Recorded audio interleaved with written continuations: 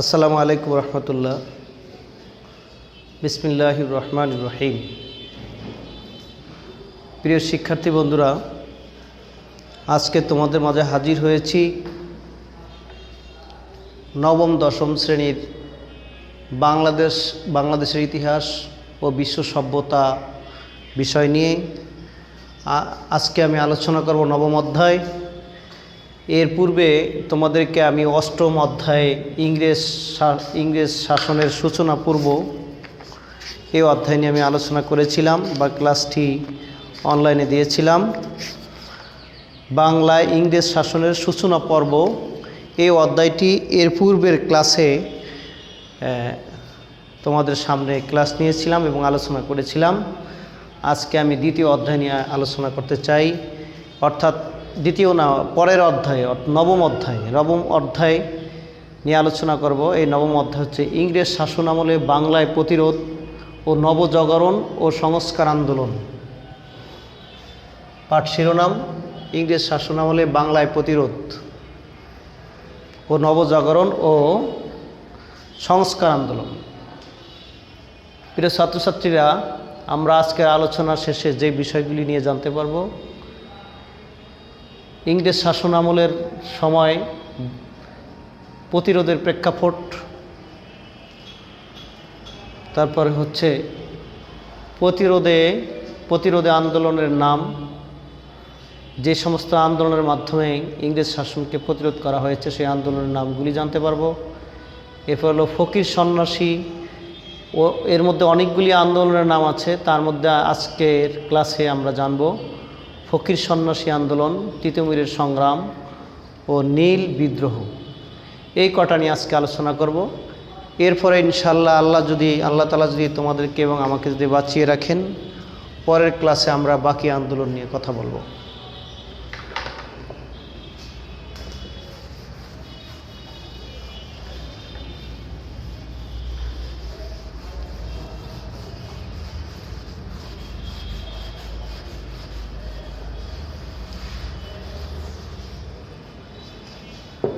প্রিয় শিক্ষার্থীরা,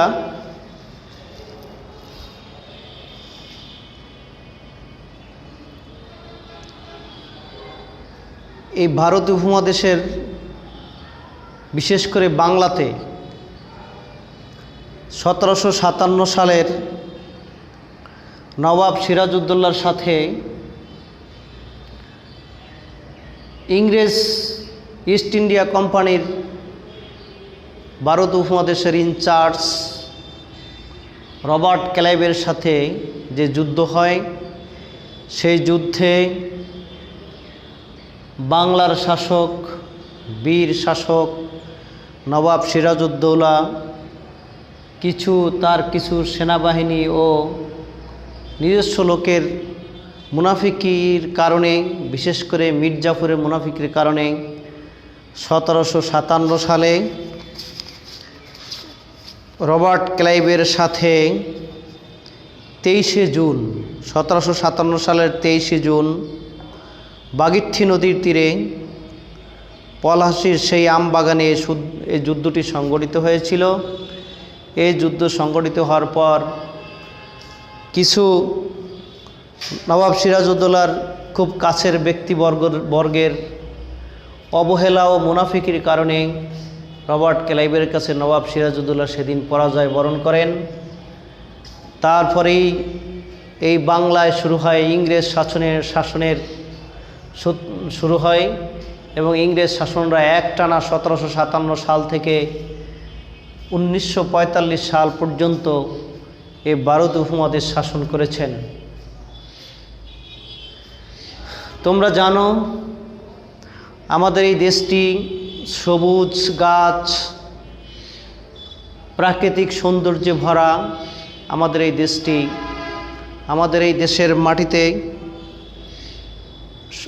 এই দেশের মাটি হচ্ছে সোনার চেয়েও খাঁটি। এই মাটিতে আমরা যাই বীজ করি, যাই রোপণ করি, সব কিছুই হয়। ইংরেজরা যখন আমাদের দেশে ব্যবসা বাণিজ্য করতে আসার পরে যখন দেখলেন এদেশের মানুষ সহজ সরল, অবলা, তারা বেশি চালাক চতুর নয়, এবং এদেশের মাটি, এদেশের জমি এত উর্বর যে এখানে যে কোনো পণ্যজাত দ্রব্য রোপণ করলেই অল্প সময়ের মধ্যে সেই দ্রব্য থেকে অল্প সময়ের মধ্যেই ফলন আসে। এটা দেখে ইংরেজরা লোভ সহ্য করতে পারে নাই। তারা এসে দেখলেন এদেশের মাটি হচ্ছে এমন একটি মাটি যেখানে সব কিছু রোপণ করা যায়। তখন তারা এই লোভ সামলাতে না পেরে এদেশের মানুষের সহজ সরলতার সুযোগ নিয়ে তারা আস্তে আস্তে এদেশে ঘাঁটি তৈরি করে এবং এদেশের যারা শাসকবর্গ ছিল তৎকালীন, এই শাসকবর্গের কিছু দুর্বলতার সুযোগ নিয়ে তারা পর্যায়ক্রমে দেশটাকে শাসনের দিকে নিয়ে যায়। তো 1757 সালে নবাব সিরাজউদ্দৌলার পতনের মাধ্যমে রবার্ট ক্লাইভ যুদ্ধ করে নবাব সিরাজউদ্দৌলাকে পতন করে তখন মীর কাসেমকে শাসক হিসাবে, নবাব হিসাবে তাকে ক্ষমতা দেয়।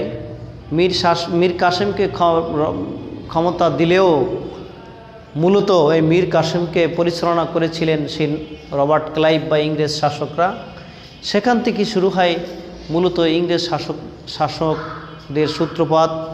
তো 1757 সাল থেকে 1945 সাল পর্যন্ত একটানা তারা প্রায় 200 বছর আমাদের এই দেশটাকে শাসন করেছিল। প্রিয় শিক্ষার্থী বন্ধুরা, যদিও মীর কাসেমকে তারা নবাব সিরাজউদ্দৌলাকে হটিয়ে মীর কাসেমকে তারা ক্ষমতায় বসায়, কিন্তু মীর কাসেম যতই তাদের পক্ষের লোক হোক না কেন, কিন্তু এই দেশটা তো তার নিজের, এই দেশটা তো তার জন্মভূমি। তাই তিনি বিভিন্ন কারণে ইংরেজদের কর্তৃত্ব সে মেনে নিতে পারে না। পরে একটা পর্যায়ে সেই মীর কাসেমকেও তারা পরাজয় বরণ করে মীর কাসেমকে তারা হটিয়ে দেয়।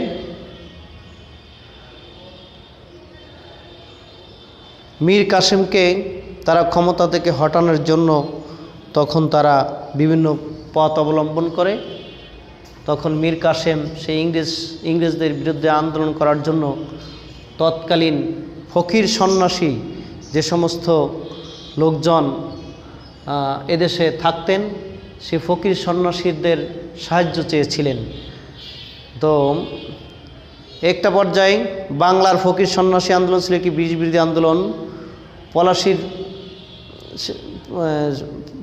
ফকির সন্ন্যাসীদের সাহায্য চায়, তখন এই ফকির সন্ন্যাসীরা মীর কাসেমকে সাহায্য করে। এরপরে সর্বপ্রথম এই শাসকদের বিরুদ্ধে ফকির সন্ন্যাসীরা শুরু করে।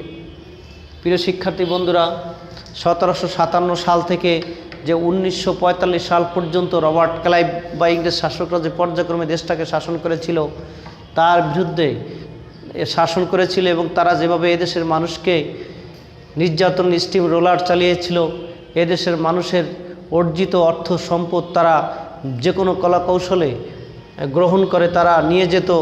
তখন এই দেশটাকে মুক্ত করার জন্য পর্যায়ক্রমে অনেক লোকজনই আন্দোলন করেছিল। এই আন্দোলন মধ্যে হচ্ছে ফকির সন্ন্যাসী আন্দোলন, তারপরে আছে তিতুমিরের সংগ্রাম, নীল বিদ্রোহ, ফরাজি আন্দোলন, এরপরে আছে নবজাগরণ ও সংস্কার আন্দোলন, রাজা রামমোহন রায়ের আন্দোলন, ডিরোজিত ইয়াং বেঙ্গল মুভমেন্ট নামক একটি আন্দোলন। এরপরে ঈশ্বরচন্দ্র বিদ্যাসাগর অনেক ভূমিকা রেখেছিলেন, হাজী মোহাম্মদ মহসিন অনেক ভূমিকা পালন করেছিলেন, সৈয়দ আমির আলীও ভূমিকা পালন করেছিলেন এবং সর্বশেষ বেগম রোকেয়াও অনেক ভূমিকা পালন করেছিলেন ইংরেজ শাসকের বিরুদ্ধে। তো আজকে ফকির সন্ন্যাসী আন্দোলন নিয়ে তোমাদের সর্বপ্রথম কথা বলতে চাই। ফকির সন্ন্যাসী আন্দোলন নিয়ে তোমাদের প্রথমে কথা বলতে চাচ্ছি। তো ফকির সন্ন্যাসীর আন্দোলনটা হচ্ছে সিরাজউদ্দৌলাকে পরাজয় বরণ করিয়ে যখন ইংরেজরা মীর কাসেমকে যখন ক্ষমতা দেন, নবাব হিসাবে ক্ষমতা দেন, তখন মীর কাসেমও ইংরেজদের কর্তৃত্ব মেনে নিতে পারেন নাই। তখন এই ইংরেজরা চেয়েছে মীর কাসেমকে সরিয়ে দেওয়ার জন্য। তখন বিভিন্ন আন্দোলন শুরু করে, ইংরেজরা বিভিন্ন কলাকৌশল ষড়যন্ত্র শুরু করে। তখন এই যে তৎকালীন নবাব মীর কাসিম ফকির সন্ন্যাসীদের সাহায্য চান। তখন ফকির সন্ন্যাসীরা নবাবের পক্ষে ইংরেজ হটানোর বিরুদ্ধে সমর্থন করেন এবং যুদ্ধ করেন। একটা পর্যায়ে ফকির সন্ন্যাসী আন্দোলনের মাধ্যমে যুদ্ধ ঘটে এবং এই যুদ্ধে পরাজিত হয়েও মীর কাসিম পালিয়ে গেলেও ফকির সন্ন্যাসীরা তাদের ব্রিটিশ বিরোধী আন্দোলন চালিয়ে যেতে থাকে।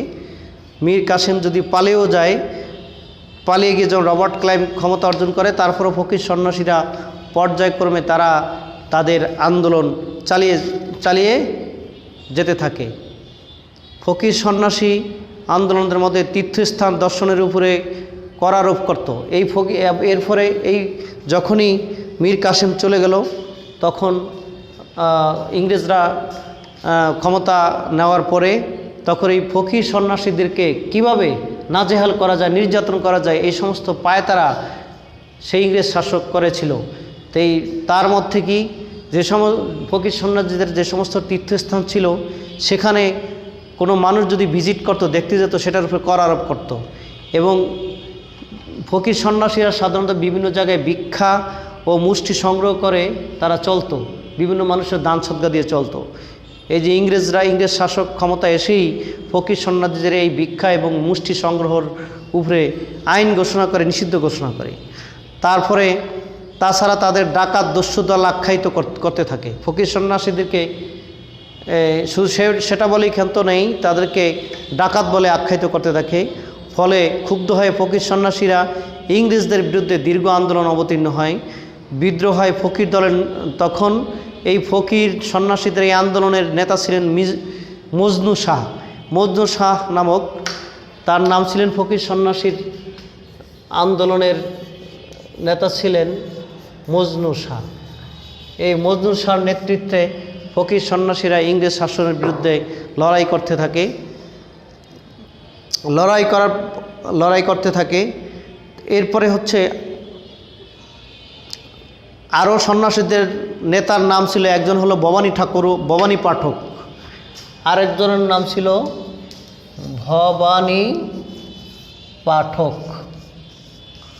ভবানী পাঠক নামে একজন ছিলেন। এরা আন্দোলন করতে থাকে। ফকির সন্ন্যাসীরা তাদের আক্রমণের মূল লক্ষ্য ছিল যে সরকারি কুঠি, জমিদারদের কাচারি ও নায়েব গোমস্তাবাড়ি। 1760 সালে তারা পশ্চিমবঙ্গের বর্ধমান জেলায় সন্ন্যাসীরা ইংরেজদের বিরুদ্ধে প্রথম বিদ্রোহ শুরু করে।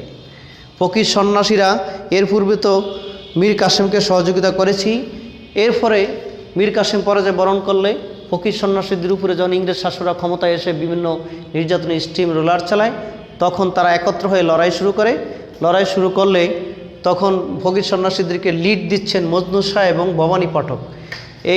তারা করছেন কি, তারা ইংরেজদের বিভিন্ন কুঠির স্থাপন এবং বিভিন্ন জমিদারদের নবাব গোমস্তাগরের বাড়ির উপরে আক্রমণ চালায়। 1760 সালে পশ্চিমবঙ্গের বর্ধমান জেলায় সন্ন্যাসীরা ইংরেজদের বিরুদ্ধে প্রথম বিদ্রোহ শুরু করে 1760 সালে।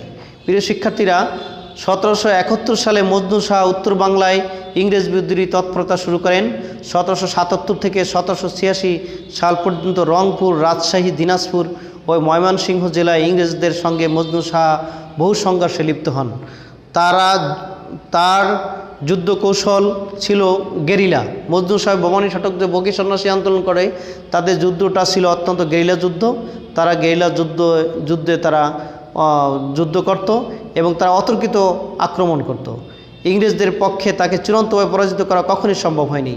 অতঃপর 1787 সালের মৃত্যুবরণ করলে, অর্থাৎ মজনু শাহ 1787 সালে মৃত্যুবরণ করলে বিদ্রোহের নেতৃত্বে গ্রহণ করেন মজনু শাহর পরিবর্তে মুসা শাহ, শোভন শাহ এবং চেরাগ আলী শাহ এবং করিম শাহ। ওনারা দুজন যখন মৃত্যুবরণ করেন, তখন এদের বিরুদ্ধে এরপরে মুসা শাহ, শোভন শাহ এবং চেরাগ আলী শাহ এরা শুরু করেন নেতৃত্ব দেওয়া।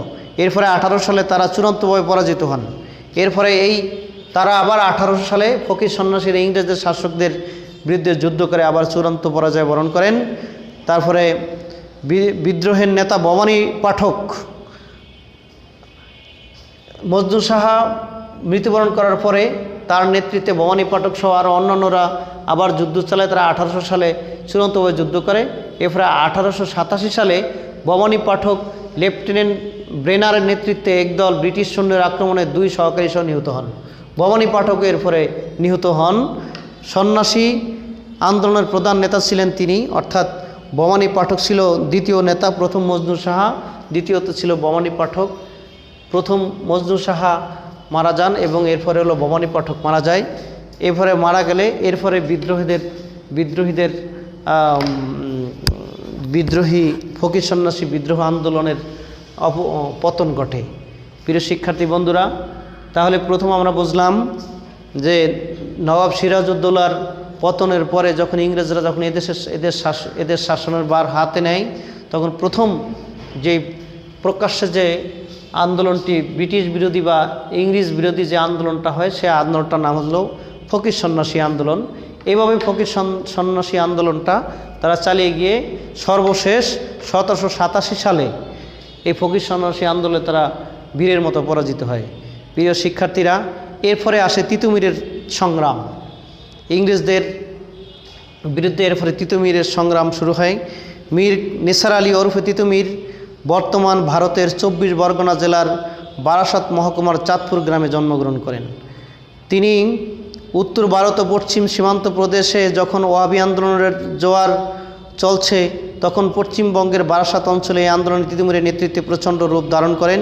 19 শতকে ভারতবর্ষের মুসলমান সমাজে এক ধর্মীয় সংস্কার আন্দোলন সূত্রপাত হয়েছিল। বাংলায় তার 2টি ধারা প্রবহমান ছিল, যার একটি হলো ওয়াহাবি ও বা মোহাম্মদী আন্দোলন, অপরটি হলো ফরাজি আন্দোলন নামে খ্যাত। উভয় আন্দোলনের মূল উদ্দেশ্য ছিল ধর্মীয় কুসংস্কার দূর করে মুসলিম সম্প্রদায়কে সঠিক পথ নিদর্শন করা। বাংলার ওয়াহাবিরা তিতুমিরের বিরুদ্ধে সংগঠিত হয়েছিল। তিতুমিরের নেতৃত্বে পরিচালিত তারিকে মোহাম্মদ বা ওয়াহাবি আন্দোলন ছিল উত্তর ভারতের সৈয়দ আহমদ শহীদের ভাবধারায় অনুপ্রাণিত। তিতুমির সর্বপ্রথম 1827 সালে মক্কাতে হজ করতে যান। সেখান থেকে তিনি এসে ইসলাম ধর্ম প্রচার করতে থাকেন ভারতবর্ষে। তার এই ধর্মীয় সংস্কার আন্দোলন বহু মুসলমান ইসলামে বহু মানুষ ইসলাম দলে দীক্ষিত হতে থাকে। বিশেষ করে বহু কৃষক তাঁতি তারা সাড়া দিয়ে ইসলাম ধর্ম গ্রহণ করতে থাকে। এরপরে তাদের ভিতরে একটা জাগ্রত শুরু হয় যে আমরা ইংরেজ বিরোধী ব্রিটিশ বিরোধী আন্দোলন করব। তখন তিতুমির এই অত্যাচারের বিরুদ্ধে কর্তৃপক্ষের কাছে শান্তিপূর্ণভাবে সুবিচার চেয়ে ব্যর্থ হন। প্রথম তিতুমির আন্দোলন করতে চাননি যে কৃষকদের উপরে যে সমস্ত কর এবং বিভিন্নভাবে সুযোগ সুবিধা থেকে তাদের পণ্যজাত দ্রব্য মূল্য না দিয়ে তারা যেভাবে শোষণ করে, তাদের বিরুদ্ধে এই কৃষকদেরকে বাঁচানোর জন্য তিতুমির সর্বপ্রথম তাদের সাথে একটি সমঝোতা করতে চান। সেই সমঝোতাও তখন ইংরেজ শাসকরা গ্রহণ করেনি, বরং উল্টা তাদেরকে আরও অসম্মান করেন। পরে 1871 সালে নারিকেলবাড়িয়া গ্রামে তিতুমির তার প্রধান ঘাঁটি স্থাপন করেন, নির্মাণ করেন শক্তিশালী এক বাঁশের কিল্লা। গোলাম মাসুমের নেতৃত্বে গড়ে তোলেন সুদক্ষ শক্তিশালী লাঠিয়াল বাহিনী। ইংরেজ জমিদার নীলকরদের দ্বারা নির্যাতিত কৃষকরা দলে দলে তিতুমিরের বাহিনীতে যোগ দেন এবং ইসলাম ধর্ম সংস্কার আন্দোলনের ব্যাপক সাড়া পড়েন। ফলে শাসক ও শোষক জমিদার শ্রেণী কৃষকদের সংঘবদ্ধ এবং তিতুমিরের শক্তি বৃদ্ধিতে শঙ্কিত হয়ে ওঠে। শেষ পর্যন্ত 1831 সালে তিতুমিরের বিরুদ্ধে ইংরেজ সরকার এক বিশাল সুশিক্ষিত সেনাবাহিনী প্রেরণ করেন। মেজর স্কটের নেতৃত্বে এই বাহিনী তিতুমিরের নারিকেলবাড়িয়া বাঁশের কেল্লা আক্রমণ করে। বাঁশের কেল্লা আক্রমণ করলে ইংরেজদের কামান বন্দুকের সামনে গোলা বারুদের সামনে তার বাঁশের কেল্লা উড়িয়ে যায় এবং এভাবেই এক পর্যায়ে তিতুমির সেখানে শহীদ হন এবং নিহত বরণ করেন। এভাবেই সুসংগঠিত কৃষকদের এই আন্দোলনটি তিতুমিরের নেতৃত্বে তিতুমির সংগ্রাম আন্দোলনটিও অবসান ঘটে। প্রিয় বন্ধুরা, তাহলে ফকির সন্ন্যাসী আন্দোলনের পরে আমরা পাইলাম যে তিতুমিরের সংগ্রাম। এরপরে নীল বিদ্রোহ কি? নীল বিদ্রোহ হলো যখন ইংরেজ শাসকরা দেখলেন যে এই বাংলায় অনেক মানুষের কৃষিকাজ দ্রব্যাদি উৎপাদিত হয় বা এই বাংলার জমি অনেক উর্বর, এই বাংলায় যে কোনো কিছু উৎপাদন করা যায়, তখন ইংরেজরা চিন্তা করলেন যে আমরা এদেশের মানুষের যে পণ্যজাত দ্রব্য আছে এগুলো আমরা এখানে উৎপাদন করতে দিব না। তখন তারা নীল রঙের যেই নীল রং তৈরি করার জন্য এক প্রকারের ফসল আছে, সেই নীল চাষ করার জন্য সে নীল বীজ এনে দেয় এবং কৃষকদেরকে বলে যে তোমরা এগুলো উৎপাদন করবে। তখন উৎপাদন করে নীল রঙের এই নীল বীজ উৎপাদন করবে নীল রং করার জন্য। তখন কৃষকরা তাদের কথায় সাড়া দেয় এবং নীল রং উৎপাদনের জন্য কৃষকদেরকে অনেক সুযোগ সুবিধা দেওয়ার কথা বললেও তারা কৃষকদেরকে দেয় নাই, বরং কৃষকদেরকে প্রচুর খাটিয়ে তারা নীল উৎপাদন করে, কিন্তু উৎপাদন করলে তাদেরকে সেখানে সঠিক মূল্য দেয় না, বরং কর বেশি আরোপ করে এবং নীল তারা ক্রয় করে তারা কৃষকদেরকে অগ্রিম দাদন দিত, অর্থাৎ টাকা পয়সা দিয়ে নীল চাষের জন্য তারা বলতো। এরপরে নীল যখন উৎপাদন হতো তখন এই কৃষকদের কাছ থেকে অল্প পয়সায় নীল ক্রয় করে তারা পশ্চিমা দেশে নিয়ে যেত, বিভিন্ন জায়গায় রপ্তানি করতো এবং তারা শোষণ করে নিয়ে যেত, কিন্তু কৃষকরা সঠিক কোনো টাকা পয়সা পেত না। আবার অন্যদিকে কৃষকদেরকে নীল চাষ ছাড়া অন্য কোনো কিছু চাষ করতে দিত না, ফলে কৃষকরা এই জর্জরিত হয়। তখন 1770 থেকে 1780 সালে ইংরেজ আমলে বাংলাদেশের নীল চাষ শুরু হয়। হ্যাঁ, তখন জর্জরিত হয়। এরপরে কি করবে, তখন এই বাংলার বিভিন্ন কৃষকরা আনাচে কানাচে সব জায়গায় একে অন্যের সাথে যোগাযোগ করে তখন কৃষকরা ঐক্যবদ্ধ হতে থাকে যে আমরা এইভাবে আর নির্যাতিত হতে চাই না, আমরা এই নীল চাষ আমরা করতে চাই না, নীল চাষ করলে আমাদের ক্ষতি অনেক, আমরা কোনো রকম বেঁচে থাকতে পারি কিন্তু আমাদের কোনো লাভবান নেই। সব নীল চাষের ফলন হলে এই ফলনজাত দ্রব্যাদি তারা অল্প টাকা দিয়ে ক্রয় করে তারা নিয়ে যায়।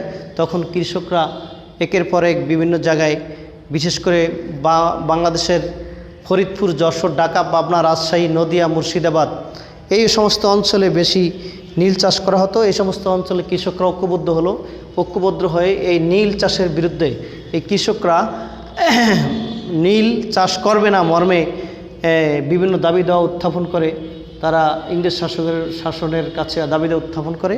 তখন ইংরেজ শাসকরা সেই দাবি দেওয়া মেনে নিচ্ছে না। তখন এই নীল চাষির ঐক্যবদ্ধ হয়ে 1879 সালে প্রচণ্ড বিদ্রোহ পেটে পড়ে, গ্রামে গ্রামে কৃষকরা সংগঠিত হতে থাকে। তারা